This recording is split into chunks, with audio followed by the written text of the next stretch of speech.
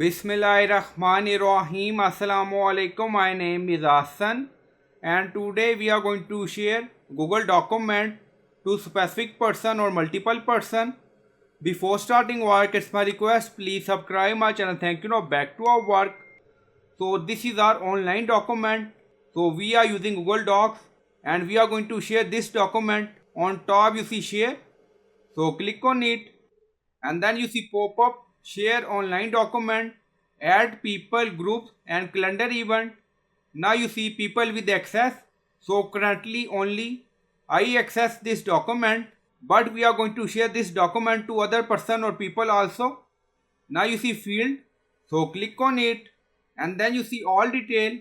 So you can select person according to requirement like this. We selected and then you see editor, viewer, commentator. So we select editor and then you can add some message and then you see notify people and then click on send. So in this way you can share document with other user or person. So I hope you like this video. Please like, comment, share, subscribe. Thank you for watching.